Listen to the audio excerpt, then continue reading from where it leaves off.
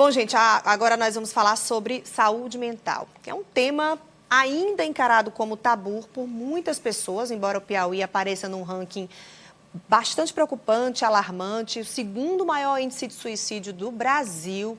Então, pensando em ampliar essa discussão, Teresina vai receber amanhã um evento Piauí Mais Amor, para falar de temas como autocuidado, ansiedade, depressão. E aqui no estúdio a gente está recebendo o psicólogo Carlos Henrique Aragão. Vamos comentar um pouco sobre como é esse evento, mas acima de tudo, vamos falar sobre esse tema, que ele precisa sim ser debatido, ser levado às famílias, às pessoas. Você que é uma pessoa que trabalha, que atua muito na questão do suicídio, da prevenção ao suicídio, né? Como isso pode ser abordado, por exemplo, em casa, com a família? Bom dia para você, seja bem-vindo. Bom dia, Aline. Bom dia a todos. Antes de chegar na questão da promoção de saúde mental na família, que é um tema com o qual eu tenho me dedicado bastante agora, eu tenho chegado a algumas deduções com esse tempo todo trabalhando com saúde mental, prevenção de comportamentos de risco. E para mim eu não tenho dúvida, a saúde mental é o bem mais precioso da sociedade do século XXI. Claro, tem tantos outros bens preciosos que nós devemos buscar, mas eu tenho a impressão ou a convicção de que a saúde mental é o bem mais precioso, como eu gosto de falar, a maior commodity do século XXI. Por quê? Porque a saúde mental, ou melhor, uma boa qualidade de saúde mental é o fiel da balança.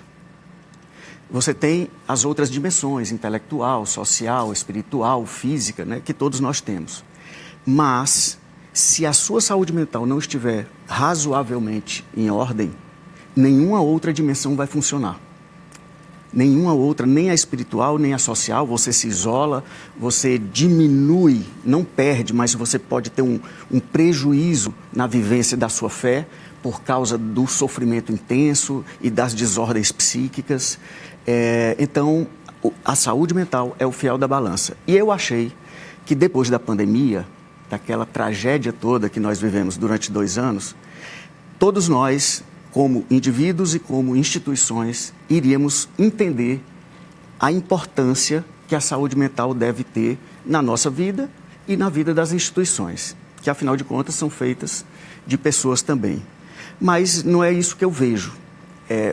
Talvez a gente tenha avançado um pouco nessa discussão, tanto que estamos aqui abrindo esse espaço, mas ainda vejo um lugar não de protagonismo que a saúde mental deve ocupar na sociedade do século XXI.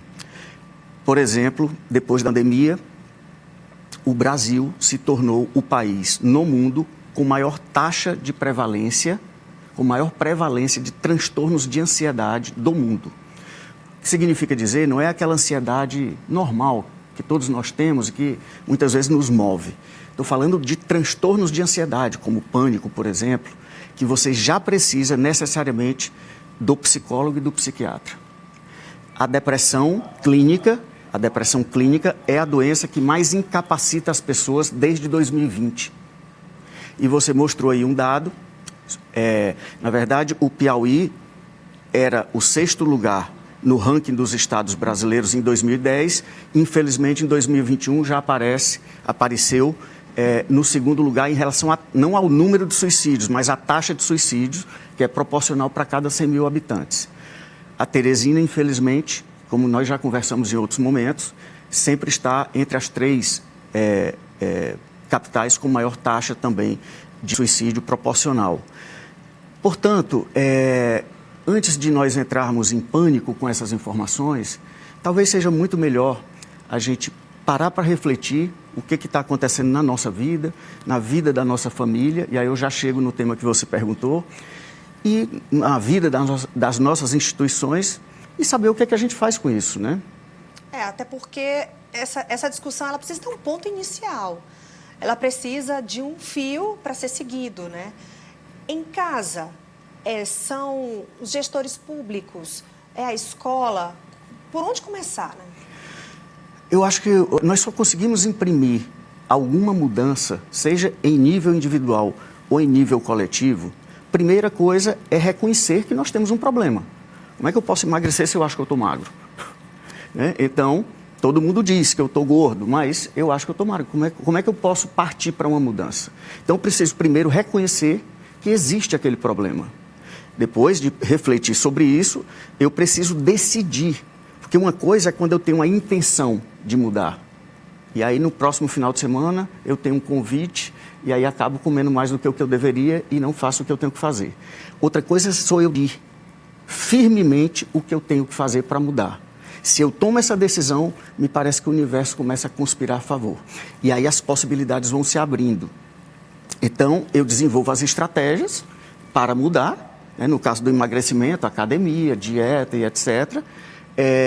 E depois eu executo o plano para realmente atingir a mudança. Dentro de casa, né, eu tenho a impressão que eu não vou falar que tudo, mas quase tudo que repercute na nossa vida começa em casa, ou tem origens em casa. E aqui eu não estou querendo apontar o dedo para a família como culpada de nada, eu só estou dizendo que esse é um fato, na minha opinião. Então, a promoção de saúde mental deveria começar em casa e depois, claro, se estender para a escola, para as organizações e tal.